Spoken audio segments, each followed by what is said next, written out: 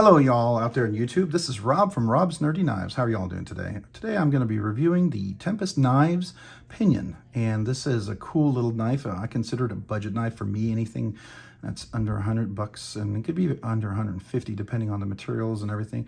It's sort of in the budget range, right? I know there's some super budget knives that would be probably under 75 or $50, but this to me would be in that range. But it's a good quality budget knife, and that's what I really like. For what you get, this is an outstanding knife. This is G10, black G10, beautiful, and this is titanium hardware. As I understand it, the screws are all titanium, and this is a wire clip right here. Now you can switch it out with the Spyderco wire clip, so you could probably get a Lynch clip, and if you don't like the wire, you could get a more solid wire clip or clip on here, which I'm thinking about ordering.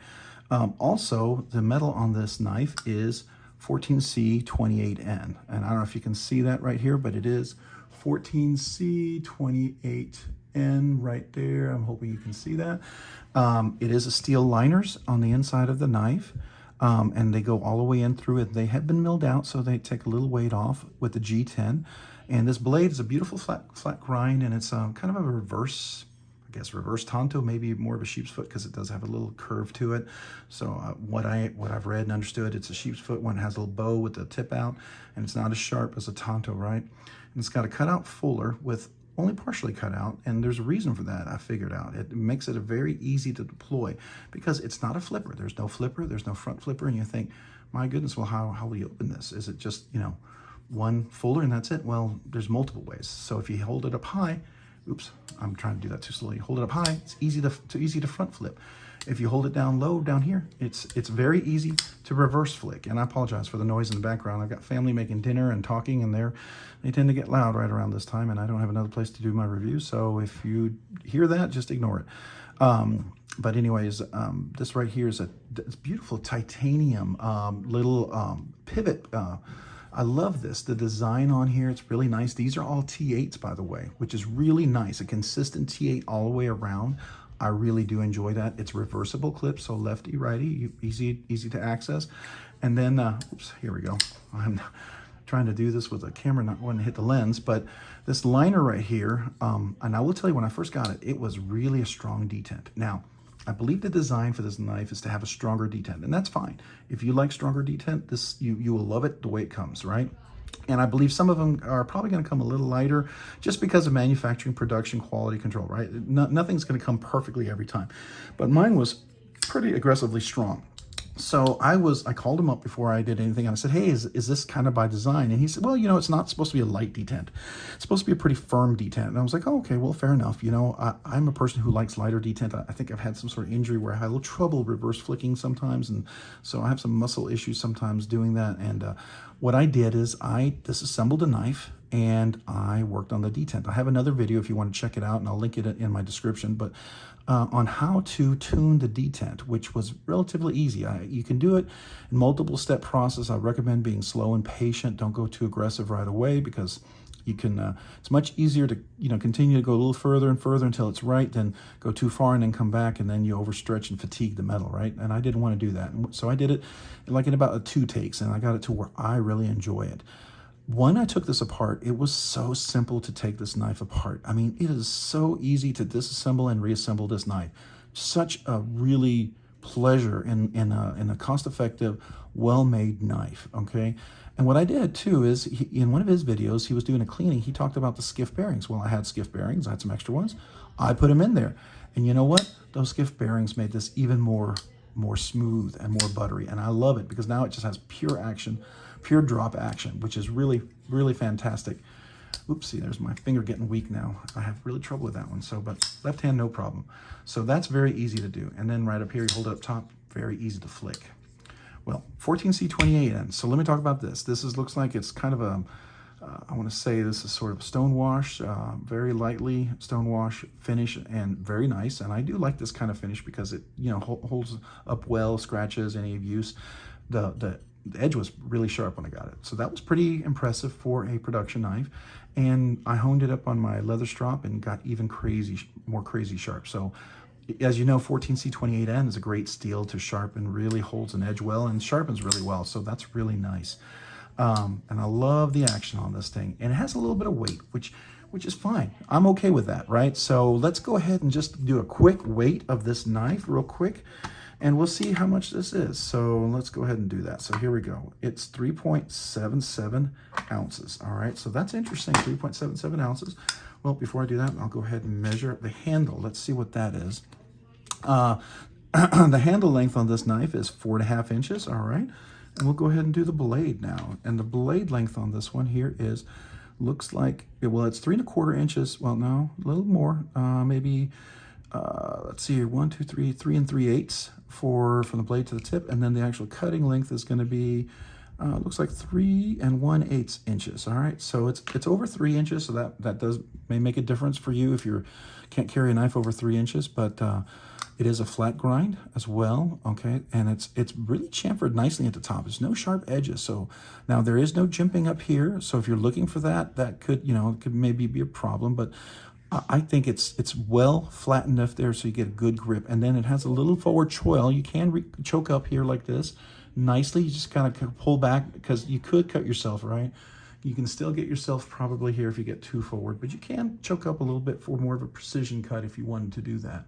Right, so I do like that, but as a whole, I mean, if you need to do a precision cut, you can certainly do that as well. But the grip, I mean, I've got a full grip on here, full four fingers. Now I've got a medium large hands. They're large in the sense of the width because they're not. I call them my meaty hands. They're not super skinny hands. Like bony knuckles, but they're because I did a lot of powerlifting in high school and college, so. They're not little itty bitty, skinny fingers, but at the same time, they're not long, and so they're medium in the sense of length, and they're large in the sense of like how big and wide my hand is. So I get a good grip on here. I even have a little extra room. So if you're extra large, I think you have plenty of room, and if you choke up, you definitely got tons and tons of room. So as a whole, I really like that. I like the shape of the blade as well. And this G10, really, really done nicely. I mean, with the backspacer, a full backspacer, that's really nice. It's solid. It's a solid knife. There's no question about it. I like the very minimal logo on here for the Tempest knives. Very minimal. You can see over here where the steel is. I don't know if you saw that earlier. That's right there. But just really nice. And let's just take a quick look at this. If you wanted to see the blade here, you can see that stone wash. You can see the fuller and the little design here. And then you can see that nice milled titanium pivot. And you see the G10 scales right here. And you see the hardware, the screws. These are supposed to be titanium, so you can anodize them if you wanted to. And here's the screw for the backside where if you wanted to move the wire clip around, and here's some more screws and that. And all there really is 1, 2, 3 screws on each side, very minimalistic, right? You've got the backspacer in there, and you've got the wire, and that's the wire clip right there. Like I said, I'm thinking of getting that Spyderco replacement clip. You can see that fuller, and it's milled out and everything. And then you can see the liner here. You can see, I don't know if you can see in there, but let's, oops. I don't know if you saw that flash there, it wasn't quite bright. But you can see in there, let's see if we can get up kind of close. Can we see that a little bit? Yeah, you can kind of see, how it's milled out, and you can see going back on the other side. Yeah, you can see those, right? So it's a little milling in there. And again, it's nice lockup. It looks like it's a good 50% lockup up there, solid on. And if you look at it over here, you can certainly see, yeah, it's like a good 50, maybe 60%, but it's certainly not like way over or anything, and it's right on. So it's solid. There's no rock at all on here. It's really solid. The centering was just dead nuts. I like that. Really, really nicely centered. So that's really great. Now let's check out the stockness of the blade. Let's see. It looks like it's 130th thousandth. So it's let's do that again. Yeah, 0.129 or 0.13 or about, yeah, so it's about 0.13 inches of a blade. So that's not super, super thick, but it's not super thin. So it's a nice solid blade with 14C28 in that should do a lot of good work. And I love the shape again. This is such a functional tip, and still have got little, puncture if you needed to do something, puncture into a box or something. So that's very nice. It has I like the angle on the edge here. I mean, this works really well. And if, you know, if I'm going to resharpen, it has a little sharpening choil. It's not much, but it, you know, technically is part of this whole thing. So you can definitely sharpen it. What else? What else? I mean, I really like this knife. For the price that you paid, I think this is a fantastic knife, and I sure hope he sells more and makes more, because this one worked well. I really like this design. I really liked how it worked, and if you know, I really like the fact once I tuned this, it worked perfectly for how I like a detent. Some people may like the firmer detent, and you know, keep it that way. But for me, once I was able to tune that, man, this thing was just butter, just money. I love that. So I hope you get a chance to check it out.